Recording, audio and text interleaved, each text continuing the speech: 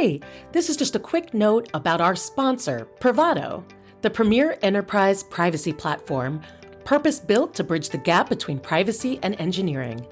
Its privacy code scanning solution embeds privacy compliance and governance into the product development lifecycle and empowers privacy and security teams with unparalleled visibility of sensitive data flows and the insights to find and fix privacy vulnerabilities. You can leverage Privado's data flows, dynamic data mapping, privacy assessment automation, and real-time visibility of privacy issues. Enter the era of proactive privacy and transform privacy from business blocker to business enabler. To learn more, go to privado.ai. Especially now in the age of AI, the computer has so much of an advantage over us that we're going to have to prevent that one way or another. It's like walking into a room with the best salesman ever, and they have access to our entire life history and can read our mind practically.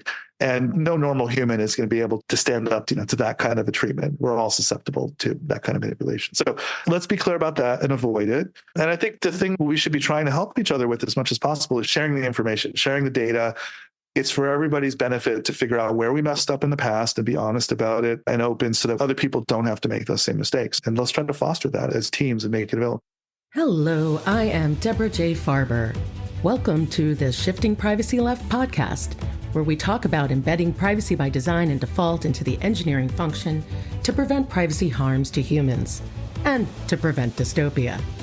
Each week, we'll bring you unique discussions with global privacy technologists and innovators working at the bleeding edge of privacy research and emerging technologies, standards, business models, and ecosystems. Welcome, everyone, to the Shifting Privacy Left podcast. I'm your host and resident privacy guru, Deborah J. Farber. Today, I am delighted to welcome my next guest, Avi Bar-Zeev, a true tech pioneer who's been at the forefront of spatial computing for over 30 years. He first launched Disney's groundbreaking Aladdin VR ride in the early 90s. He crafted Second Life's 3D worlds and co-founded Keyhole, which became Google Earth, which is a mirror Earth 3D browser around 2001. He co-invented Microsoft's HoloLens in 2010, helped define Amazon Echo Frames in 2015, and then contributed at Apple on some undisclosed projects. Most recently, he's the founder and president of the XR Guild, a new nonprofit membership organization that seeks to support and educate professionals in XR, on ethics, and most positive outcomes for humanity. He's also a member of Magic Leap's board of directors. Avi, welcome. It is a delight to have you here on the show. Thank you. It's great to be here. I could add one thing. You said undisclosed projects. I think I wrote that bio when I still couldn't talk about the Apple Vision Pro, but that's at least one of the things that worked on at Apple was helping on the Apple Vision Pro. So I'm happy that I can finally talk about it. Well, that's exciting. That's really awesome. I mean, I think that there's a lot of people, a lot of touch points, those technophiles in the audience that have checked out the Apple Vision Pro. It's just kind of at the forefront of what's current right now in VR. So that's pretty freaking cool. You have such a deep background in this space, and I want to ask you what you've kind of seen over the years, but maybe it's first easier to just talk about when it comes to AR, VR, metaverse, what privacy issues are top of mind for you? And then I guess, how did you get there over the course of 30 years? How did you come to realize that those are the top issues? Yeah, 30 years is a long time to collect a lot of mistakes and a lot of bad things that have happened over that time. And I'd say 30 years ago, I would have sounded very much like any average metaverse enthusiast of this is the future. We're all going to be living in online worlds. I actually thought in 1992, that was the time that forget 2D. We're not going to be doing these 2D web pages. Everything's going to be 3D immersive. That's got to be the way it goes because that's all, all the literature pointed in that direction. And no, the 2D was actually pretty good. And there were a lot of problems even with that we haven't even solved in 30 years. And so I've spent all that time looking and finding all these mistakes that we've collectively made and realizing, man, we should have done better. We can do better. And in the future, we have to do better because we don't want to let down our customers. We really want to do a good job at this. So anyway, it's a collection of that. And I've just learned over the time. I'm not a lawyer. I was never a privacy expert, but I've become fairly close to being both at this point after having experienced all the tragedies that we've had over the years in this area. And what I'm worried about with the future is these technologies are now with XR, spatial computing, they're so much more powerful than the things we've dealt with in the past that the benefits are magnified, but the harms are also magnified. And if I had to guess, I'd say at least 10x, but could be even a lot more based on how impactful these technologies can be to our perception, our emotion. The chances for manipulation and exploitation are just through the roof. So we have to be even more careful.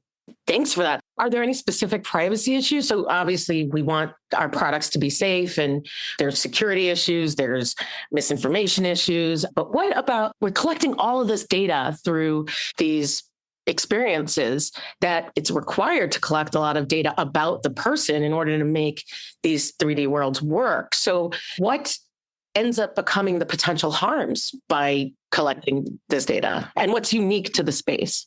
That's a great point, is that for many of these experiences to work, for them to have the benefits, we do need to collect the data. And I'm the kind of person who would love to work on UX and algorithms that are beneficial to people. But I know if other companies do the same thing, but poorly, it's going to impact all of us, and those things might wind up getting banned.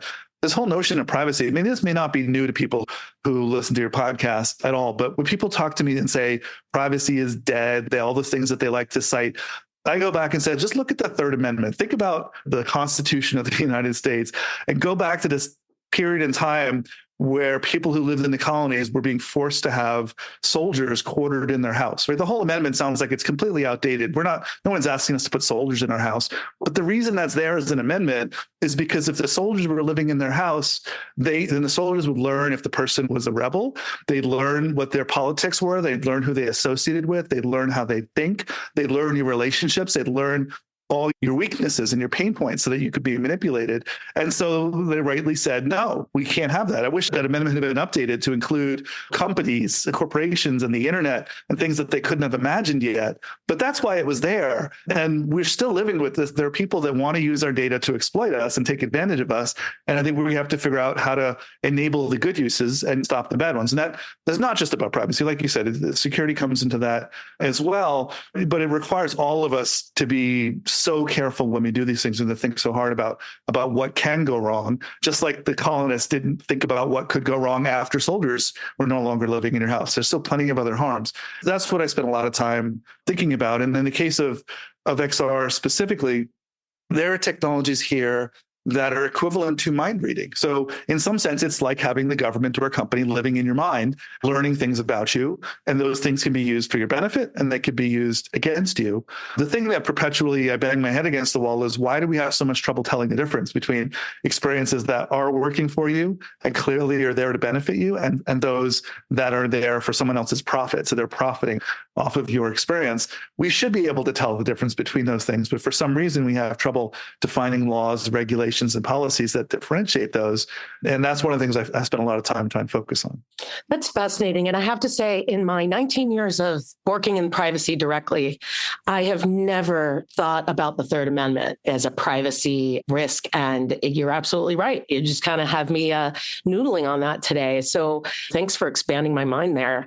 I'd love to hear a little more about why is it, and maybe this is good to go into the next question, because I have watched some of your other podcasts and talks, but you talk about classifying eye tracking data as health data. And can you explain not only why that is, but what is it about eye tracking data that is so different from just collecting data that's known about a person? Specifically, I'm talking about how you've taught about how the different parts of the eye, you can change things in a 3D experience without the person in the experience knowing that or detecting that a change has happened because of the way that the technology leverage makes it seem seamless by tricking the person based on their eye tracking.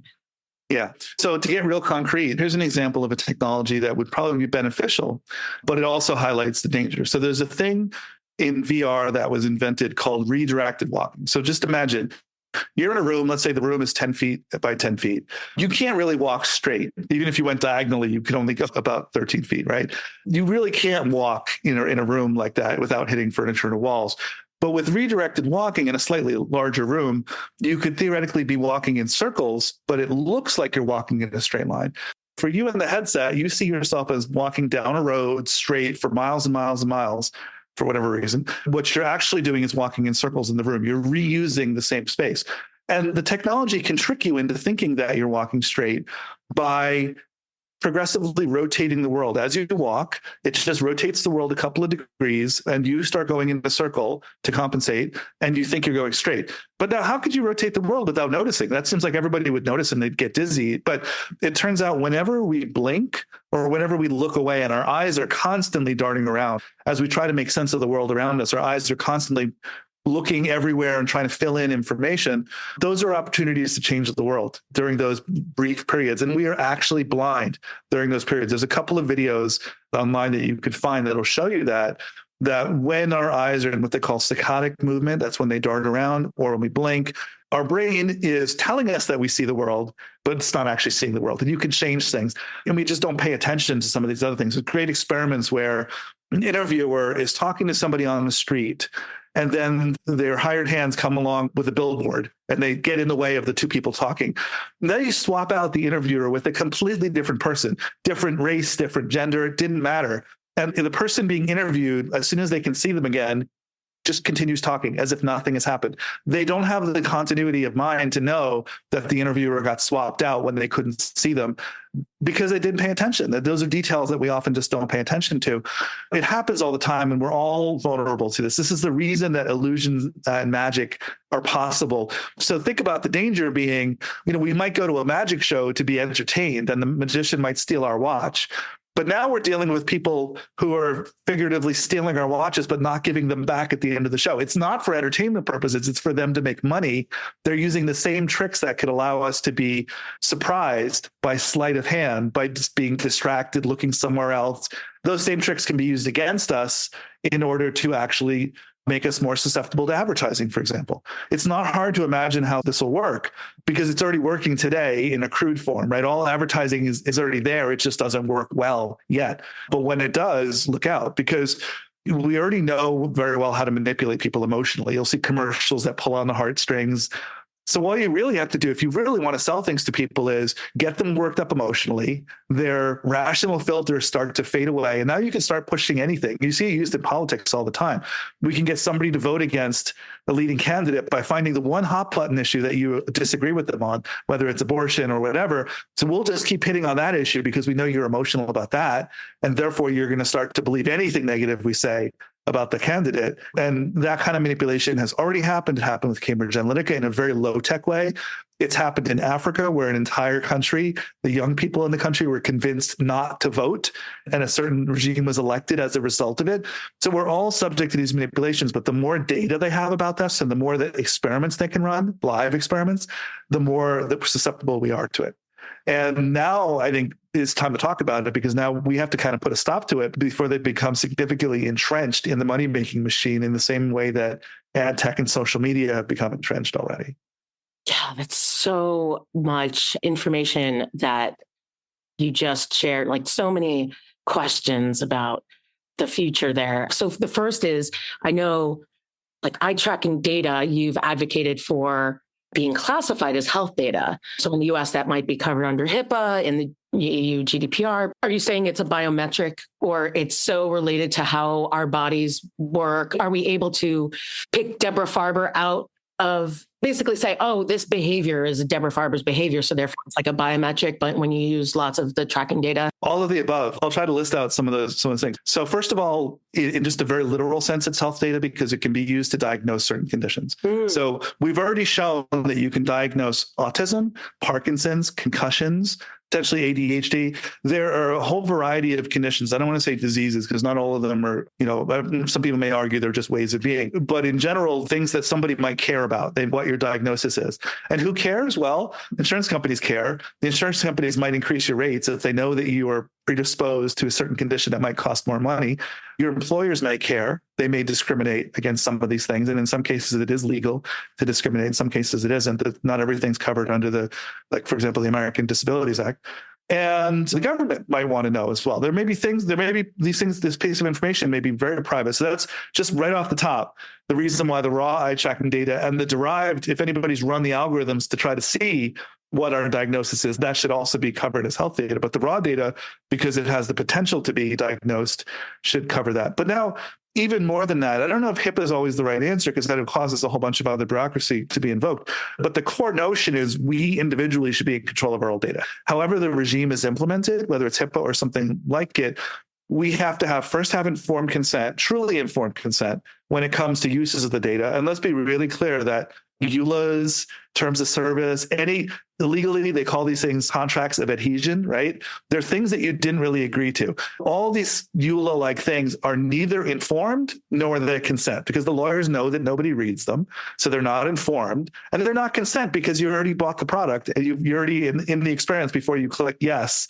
And so it's just a pro forma. People are just clicking yes to get into the product. Nobody's really agreeing that nobody really understands the risks. Even the professionals don't even understand the risks a lot. So let's just give up on that idea that we somehow have true informed consent here, but we have to have it. If your information is going to be used, you got to know where it's going. You have to be able to revoke it if you don't like the way it's being used. And then it has to be accountability across that whole spectrum. So that's very HIPAA-like, but it doesn't have to be the exact HIPAA law that covers it. Although, like I said, some of this is real health data, so it would overlap.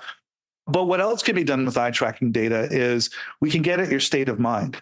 People like to look at brain-computer interfaces, and one of the books I read recently talks a lot about brain-computer interfaces. I think we're still a little bit of ways away from that. That's not immediate. Brain-computer interfaces will be there for people who have physical disabilities. They're very useful for people who might be paralyzed. They're not there in a general way yet. We're still a little ways out. But eye tracking is already here. Eye tracking is here today. And it can work like mind reading. You think about it this way, the only part of your central nervous system that is exposed to light are your eyes. Your eyes are actually part of your brain. So we're not seeing your synapses, but we're seeing effectively a part of your brain system, your central nervous system, when we look at your eyes. And as a result of the way the eyes move, of the way you blink, things like that, we can essentially infer things about your mental state and what you're paying attention to. For example, if you wanted to tell who somebody is attracted to, you could look at their eyes and tell the kind of glances they might steal and where on the body they may look at another person. Do they make eye contact? Do they look at other body parts? Like those are things that will make it clear whether or not this is a person that you're attracted to or not. And even the fact that you might look away shyly is an indicator that you might be attracted to them. So it's not simply when you stare, but it's how you look. Also, things that you're interested in, pupils will dilate. They dilate for purposes of regulating the amount of light, right? They're like camera irises, and that they control the amount of photons that get into our eyes, to our retinas.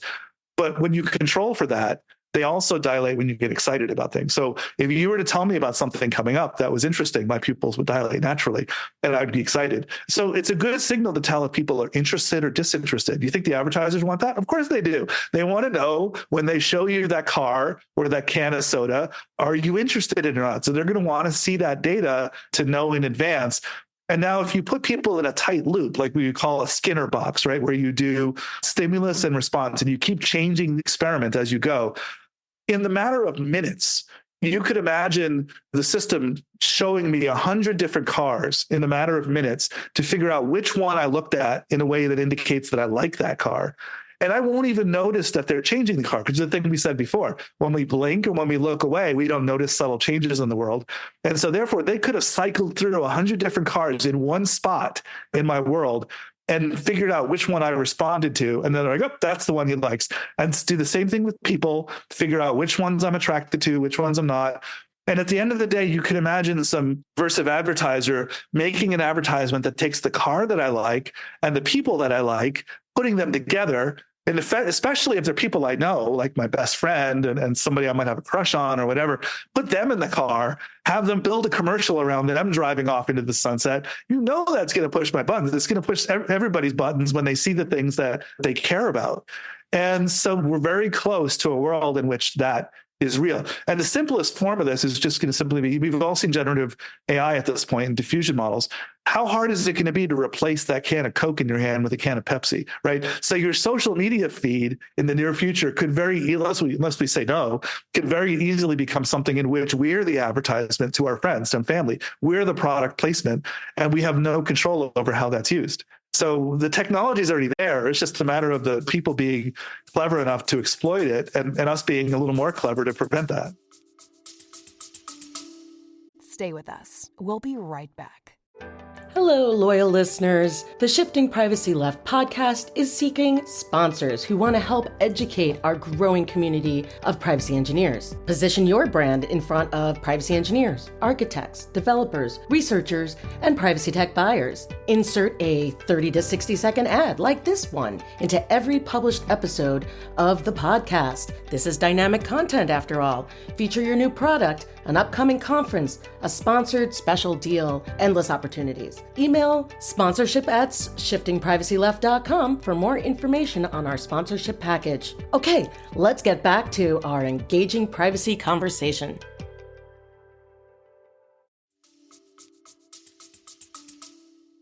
Yeah, definitely.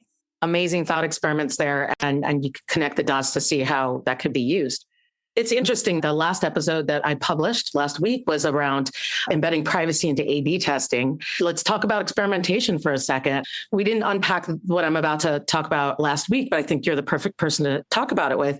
And that's when we design products and services for safety in what we call highly regulated industries, whether it's transportation or even healthcare, real mission critical or sensitive data, we make sure that we're not experimenting with do we think this will fit on the engine? We test everything. We're we have protocols. And then if we're going to experiment about something, especially on people, like in healthcare, even HIPAA, not to just bring up HIPAA as, it's just coming up because healthcare, but there's a concept for research and experimentation that there's an institutional review board that will take a look at these potential harms, maybe do a little threat modeling, and you can be a little looser with the data there too. You have maybe broader data sets you could work on as long as you agree not to try to re-identify some things to allow for some innovation there. But there's usually a group of people that are stewards on behalf of human beings, almost an extension of the doctor-patient confidentiality, like social contract. We see stuff like LLMs and how OpenAI just rolled out experiments on people and how we've been doing this with A/B testing and advertising, and where the technology is getting more and more towards analyzing sensitive data and manipulating people.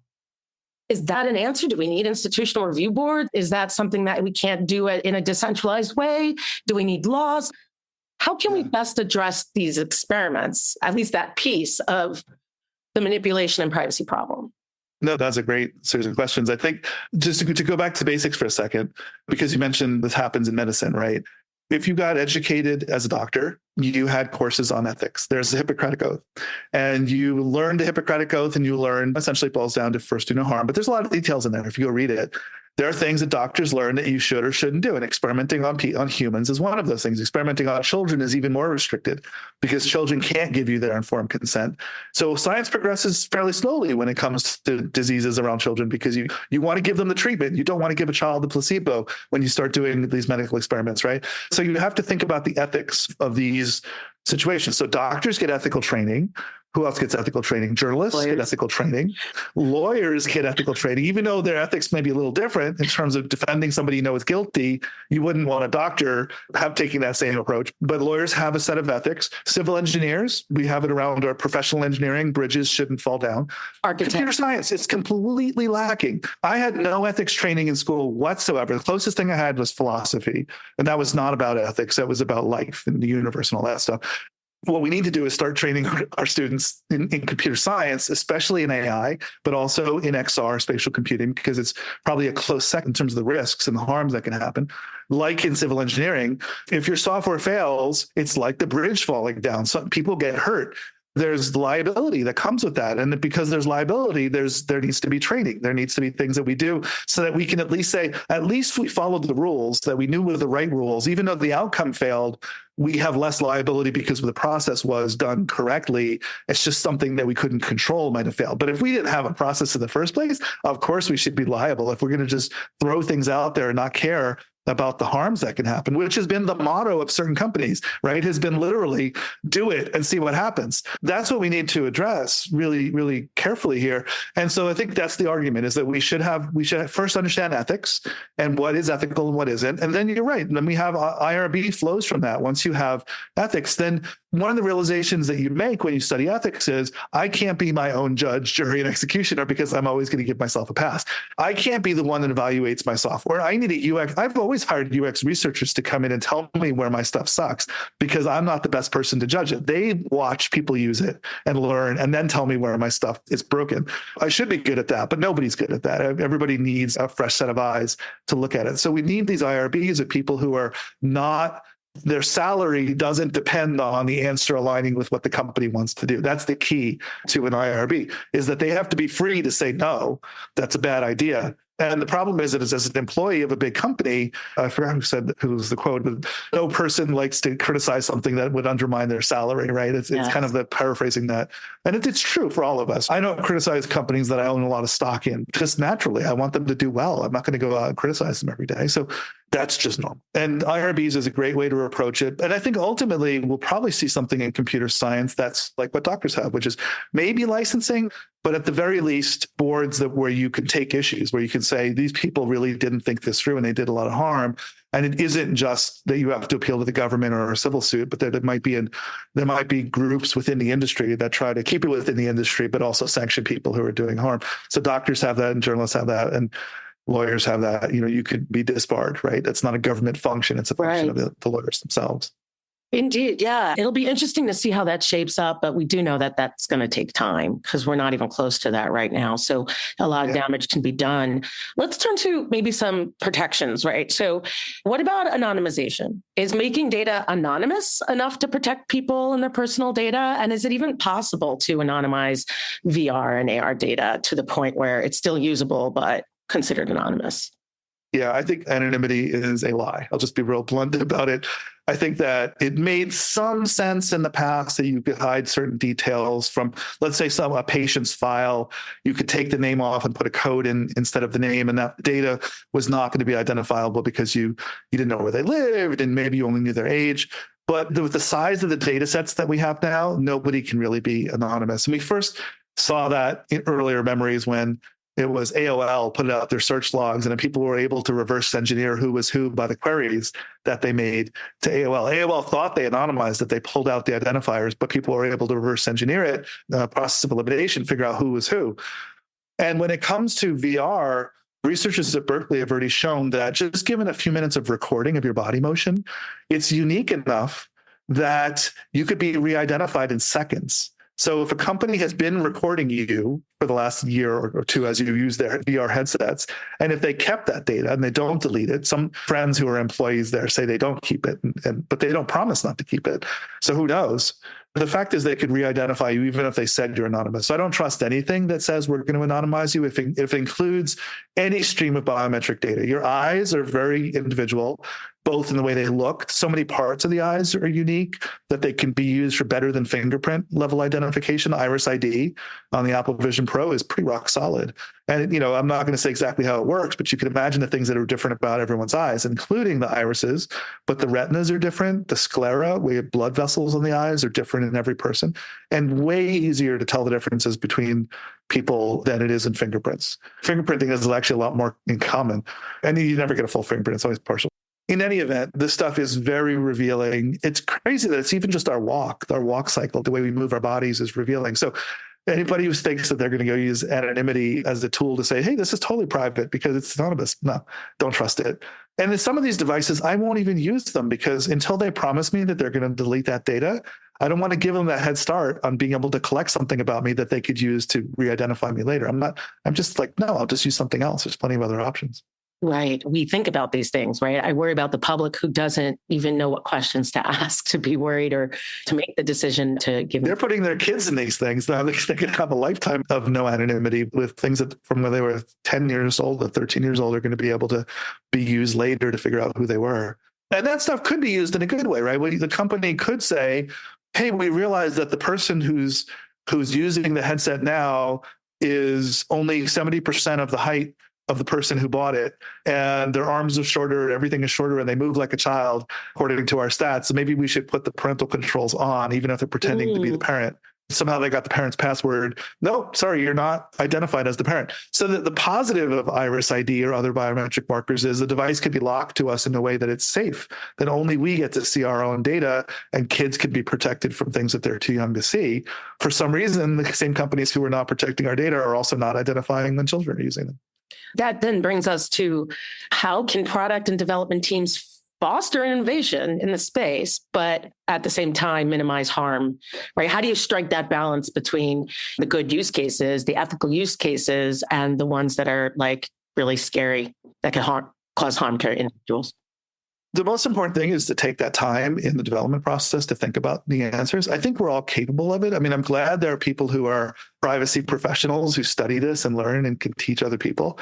But ultimately, all the engineers, all the designers, everybody working on the product needs to become as well versed in these issues so that they know how to discuss them. They know how to ask the question of, we choose A or we choose B. What are the harms and benefits of either choice?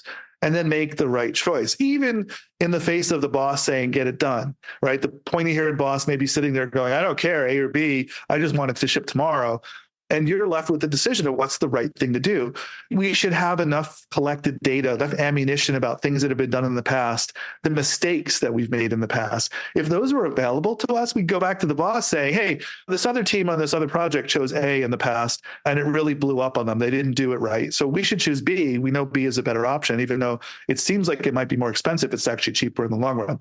Where is that data? Where do we go for that information of the case studies and the postmortems and the experience that people developed over 30 or 40 years of what works and what doesn't work? It can't just be tribal knowledge, right? And it can't just be a few people that have that information.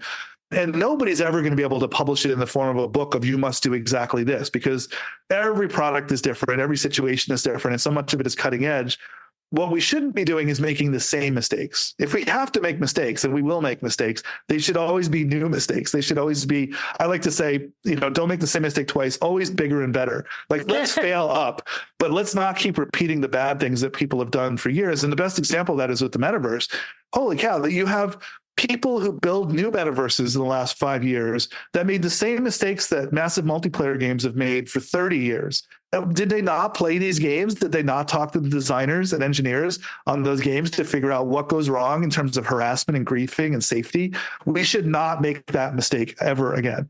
And that's part of the problem is people don't listen, and they think that this time is different, and it's an ego thing in some cases. And the realization has to be, look, we're the ones building these things. We're all the bakers of these things. We may be the decision makers. We may be designers. We may be engineers.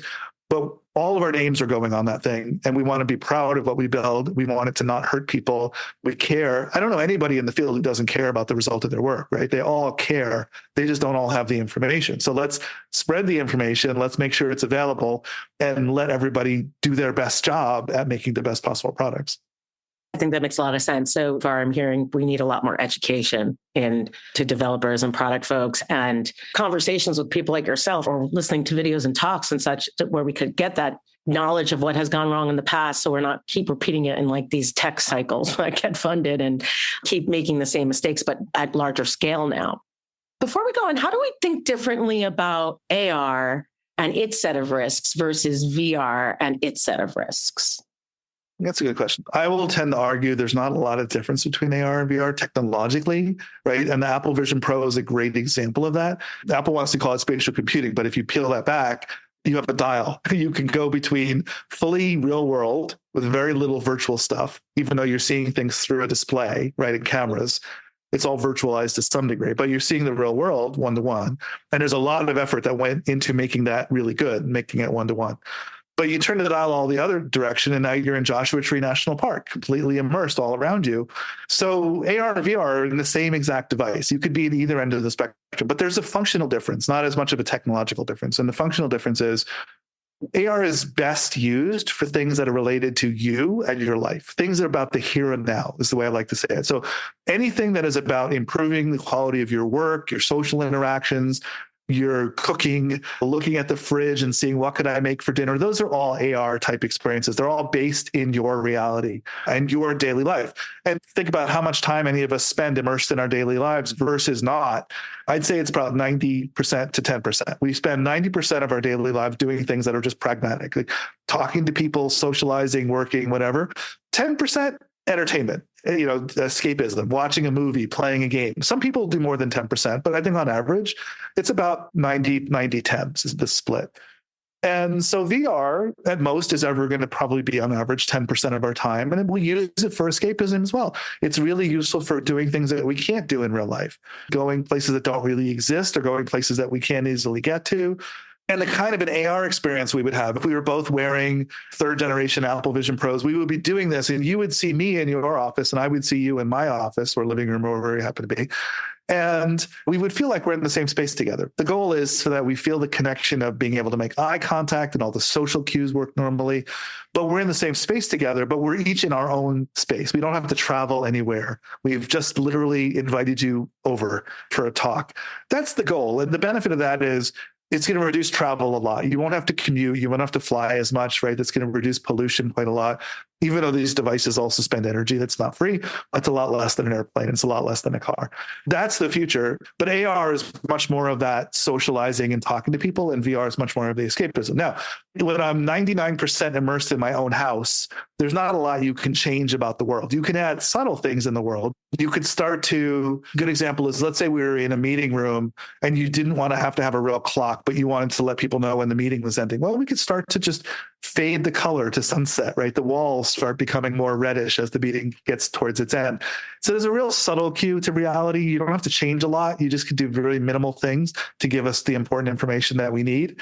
In VR, it's going to tend to be more overpowering. It's going to tend to be you against zombies, you going to the moon or the top of the Eiffel Tower, things that are much more dramatic, but there's a lot more opportunity for really changing the world around us.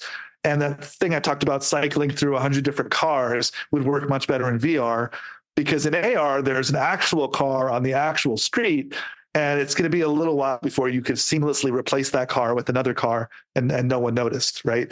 You'd have to erase part of reality if you were going to put a smaller car in the place of a bigger car. So that stuff is not going to work as well in AR. But in VR, all bets are off. Like with the redirected walking I talked about earlier, you could really change somebody's world dramatically. And it brings up all these issues of identity and harassment and griefing. None of those things come into play. They're not hard issues when you're doing AR interactions, like you coming into my house. You're being yourself. You're visiting me. There's not a lot of safety concerns because we know each other well enough to have invited the other person over. But when you start talking about the metaverse, whatever that is, now you're talking about the mall or the world, which contains all the good and bad, good behavior, bad behavior. There's no police in the metaverse yet. There's no rules in the metaverse yet. It's the Wild West. And so it's inherently unsafe. I wouldn't send children into that kind of situation without parental supervision anytime soon, because you just don't know what is going to be going on there. It's just like I wouldn't send my 14-year-old to the mall at this point by themselves. Even a mall with police in it, I probably wouldn't do, because who knows what's going to happen. 16, 17, sure, why not? But I think, the 13, 14, I'd still have some qualms about it. 10, certainly not. So this is what we're dealing with, but yet it's happening all the time. Parents are strapping HMDs to their kids' heads at age 10, and we don't even know where the kids are going and what they're doing. And I think we have to pay a little more attention to that. Yeah, that is a really great point. And thanks for distinguishing virtual reality from augmented reality and how you think about those. Given that, do you have any advice for privacy technologists and just technologists generally who are building AR and VR systems, especially when it comes to privacy, maybe some just practical guidance, principles to keep in mind? I think just the fact of having principles, I think, is important. I think every project should probably start out, at Disney, whenever they started a new movie, they had a book they called the Bible, which is not the religious text, but it was, when we say purple, this is the purple, the exact color purple we need. And so the character is always going to be the same color purple, and everybody gets the same guidance. So the Bible for any project should include, well, here's what we believe. This is what we say is right and wrong, and this is what we're going to stick to. Ideally, that flows through the entire product lifecycle, and the customers are informed of what that means too. So the customers wind up understanding the principles. These are the things we promise, and these are the things we're going to stick to, and these are the things we're going to fix if we mess them up. And these are other things that we didn't necessarily promise. So if a company is going to advertise to us and use ad tech, let's be clear. That's how they're making their money. Tell us upfront, be clear. You're not our customer. You are Essentially, you are the chips in the casino that are a real customer, the advertisers, and they're betting on you. And they either make the money when you buy their product or lose the money when you don't buy their product, and we're the house. The companies that are ad tech companies need to be really clear that they are the casino that's going to make money no matter what people bet. And we're the chips. The humans are the chips in this case. We're the ones being bet on, or the cards, or whatever you want to say. And let's just be honest about that. And so people can make their choice as to whether they really want to be a part of that or not. And if you're doing other kinds of products that don't involve ad tech, which I tend to be negative about, let's tell people about the benefits. Let's espouse that. I mean, look at a product like Second Life I worked on. I didn't really understand the economics of it really well. Philip Rosell understood it way better than I did back then. But now I've listened to it a lot more. And it turns out Second Life made more money per user than Facebook does without any advertising. They made more money by just building a world and letting people build stuff and trade stuff, and didn't have any ads, and it was much more lucrative. And so I don't know, there's got to be a way. There's got to be other business models out there that people can find that really support the work. And I would encourage people to get creative and figure those out, and not just be lazy and pick the ones that make a little bit of money but aren't the best. I think this won't be the choice of the ad tech companies, but I think one of the things that we're going to find is that it'll be necessary at the end of the day to figure out a way to firewall the advertising from the personal data. I think that's probably the key to making it survivable, is that there was this thing called the Glass-Steagall Act that protected Wall Street. The banks were conservative, and they weren't allowed to bet with your money. They had to use it in conservative ways. And then there's Wall Street, and you could take crazy bets on things and make billions of dollars. And they were kept separate because we knew one was safe and one wasn't. And then we got rid of that. And then we had 2008. We saw the consequence of getting rid of that separation. And we haven't learned that lesson yet. But I think we're going to need the separation between the ad tech, which is technically a First Amendment right. I mean, advertising is protected by our Constitution. No one's saying ban advertising, right? It's a right of a company to put out there and say why they think we should buy their product. That's shouldn't be good. But should they be able to use our personal private data to manipulate us? No, I think that's going too far. That's an asymmetric power where the computer, and especially now in the age of AI, the computer has so much of an advantage over us that we're going to have to prevent that one way or another. It's like walking into a room with the best salesman ever, and they have access to our entire life history and can read our mind practically. And no normal human is going to be able to stand up, to that kind of a treatment. We're all susceptible to that kind of manipulation. So let's be clear about that and avoid it. And I think the thing we should be trying to help each other with as much as possible is sharing the information, sharing the data. It's for everybody's benefit to figure out where we messed up in the past and be honest about it and open, so that other people don't have to make those same mistakes. And let's try to foster that as teams and make it available. Game developers are really good about this. We can learn a lot from them. They always have postmortems when the game is done. They teach other game developers what went wrong. They share best practices and best ideas. And it's not that games are perfect. There's a lot of practices in games that people could criticize, especially there's a lot of misogyny, Gamergate kind of stuff that goes on. But there's a lot of positives in the community and the culture and the way it works that we should find those and try and reinforce those. Yeah. And my understanding of games, too, the successful ones, is that they take a lot of effort and money and time to bring to market. So you could understand why the postmortems could be things that you want to then share with others in the industry. I just wonder about some of the races to be first in the metaverse or the first to market, and just the VC cycle of tech and just running with scissors and just create your product and get traction and then think about putting safety around it later on. I wonder if they could even stop long enough to actually even have a postmortem. I'm not asking you to solve this, but how do you see the cycles just seem different? How do we put that ethical perspective and learning from one another and postmortems into this process? Yeah, I think that will come with the liability when companies actually realize that they can lose more. Like a game developer will know this instinctively, that if their game is not fun to play, if they put out their crappy game, they don't make any money. They lost all this money they put in development, and they're not going to recoup any of this. With the big companies, somehow they have enough crossovers and connections that they can put out crap and they've survived it. But is that going to be true when there's lawsuits and more government sanctions? And when people have choice of going between crappy product A and good product B, when they have that choice, and they're going to vote with their feet, and these companies are going to realize that they can't win by doing the cheap and easy thing. That's not the way to get there. It's a great way to prototype. And again, the game companies will do quick and dirty prototyping, but it's in-house. The only people who are suffering from that are their game testers. Right. They're not going to hopefully ship that because they'll know they'll lose. And so the big companies should do tons of prototyping in which fail fast and all the slogans you could imagine that mean the same thing are all fine within your prototyping group. Try it, see how it feels. Go quickly, but don't ship it. Don't ship it until you get it right. The people, the end customers are not the guinea pigs. They're not the beta testers unless they sign up for it. Stop making them to be cannon fodder, essentially, for bad decisions that we make in the companies. I think that's great advice. I think it's now also a great time to ask you then to tell us a little bit about the XR Guild. Yeah, I left Apple in 2019 and I decided I want to go back to consulting and wanted to try to do stuff that was beneficial in the world in different ways, right? In the big companies, it was about trying to get the companies to spend their money on things that will make the world better and lots of money being spent that I didn't have personally.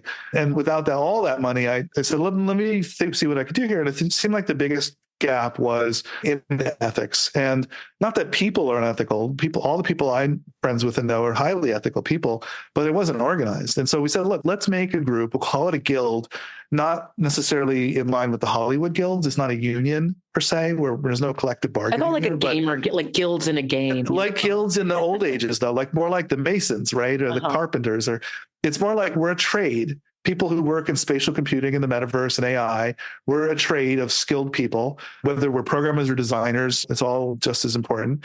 And what we can do is we can teach the new people how things have gone. We can apprentice. We can do all the things that guilds have done. And we can also create a library. We set out to do all these things. We're in the process of building a library of all this information that people should know about when they work on projects. We need volunteers, but we have it started going on at library.xrguild.org. So there's some library work going on there. And our plan with the library is when the AI stops being hallucinatory, we're going to throw the AI on top of the library. So you have a librarian that you can go and ask questions, say, how do I solve this particular dilemma? And we'll give you the actual resources rather than making up some BS. We'll actually give you the postmortems and the papers and the things that have been written about the right answers to those questions. But we also know that people need support. They don't just need information. If you work at a company and the boss is putting pressure on you to do something in a bad way, or your team is going in the wrong direction, we want you to have the support of other people who you know feel the same way as you do, so that you can have the conversations of how do we solve this. That should happen within the NDA boundaries of people who are working on secret projects that they can't talk about outside. You should be able to find other people in your company who you can talk to safely without worrying about being fired or ostracized for taking a stand on something. But you should also have support outside the company if you ever need it, so that you know in the worst case, you can find a more ethical job. If you really can't fix something, you can tap your network and say, where can I do the same work, but for a company that actually cares about the ethics versus where I'm currently working? Because we don't want anybody to have to just up and quit. That's one of the worst things to do, is just have to take a stand, but not having their job lined up. So we want everybody to feel secure in their ability to work on things that are ethical and in line with helping their customers. So we want to do all that. We're creating a mentoring system so that you can partner up with somebody more experienced than you in a field to have that networking. We're doing the library. We do meetups and talks and various things. We try to do all of that. And the challenge is it's very hard to do that as a nonprofit. We're trying, but nobody's making any money at this. The companies that are actually doing this well actually are for-profit companies. They hire people to build curricula around the right way to do it. As long as the companies are willing to pay for that, great, more power to them.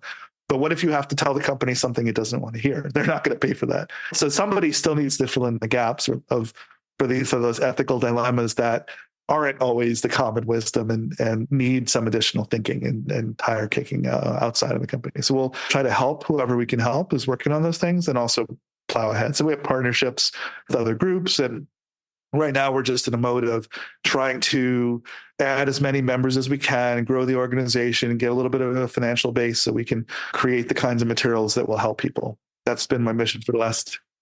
If people want to find out more or become a volunteer themselves, what's the URL for that? It's pretty easy to remember. It's just xrguild.org. Orgs are good for nonprofits. Just remember org, and XR Guild is all one word. And it's super easy to find. We have some materials right there on the website. People can start learning about us and what we do. Excellent. And before we close, are there any books or papers or other resources you would recommend to the audience to learn about the history of the field and the risks to safety, privacy, freedom, security, all of the good stuff? Anything topical or recent that you'd like to call out? There's two books that are pretty recent that I would plug. One is, some of our members of the Guild actually are writing these. So the one that I just finished most recently is called Our Next Reality by Alvin Graylin and Louis Rosenberg. And I work with them on a lot of these issues. They wrote a book that does a really good job of explaining the issues and walking people through it. And it's written as a kind of, they take opposite sides of the issues so they can argue the issues. And so it's really interesting to see how the back and forth. And then the other one is The Battle for Your Brain by Nita Farhani, who is a law professor, I think at Duke, if I remember right. And she's very much into the brain-computer interfaces, but I think she's learning more and more about the spatial computing and XR side of it as well. And I've exchanged comments with her about eye tracking as well. And I think she's aware that it isn't only about probes in the brain that we have to worry about for the future of our mental autonomy. I think the most important thing about that book that people should take away is if we don't solve this, what we are risking effectively is our mental autonomy. We can be manipulated in such a way that if we don't stand up now, we may not be in a position to stand up in the future because we'll be convinced everything is fine, just as they are in the Matrix. So the world is pulled over your eyes. We don't want to get to that state where we've lost our ability to say no to the things that we were opposed to. No, we do not want to get to that state. Awesome. Are there any last words of wisdom with which you'd like to leave the audience today? I'm sure you have a mix of people who are both interested in this and people who consult for a living on these issues. It's all important, but I think that the thing that I would say, my opinion anyway, is that it's everybody's responsibility, that nobody should be hoarding this knowledge. Our goal should be educating everybody. And ideally, if we do our jobs right, we make our current jobs obsolete and we move on to the next harder challenge. So we should hopefully not be doing the same thing over and over again of telling people the same 3 points of things they need to fix. Everybody should get good at those things, and then we should become experts in the next set of things to raise the bar even higher and do even better. Oh, I love that. I think that's great. Avi, thank you so much for joining us today on the Shifting Privacy Left podcast. Thanks for inviting me. It's been a pleasure. Until next Tuesday, everyone, when we'll be back with engaging content and another great guest. Thanks for joining us this week on Shifting Privacy Left. Make sure to visit our website, shiftingprivacyleft.com, where you can subscribe to updates so you'll never miss a show. While you're at it, if you found this episode valuable, go ahead and share it with a friend. And if you're an engineer who cares passionately about privacy, check out Privado, the developer-friendly privacy platform and sponsor of this show. To learn more, go to privado.ai. Be sure to tune in next Tuesday for a new episode. Bye for now.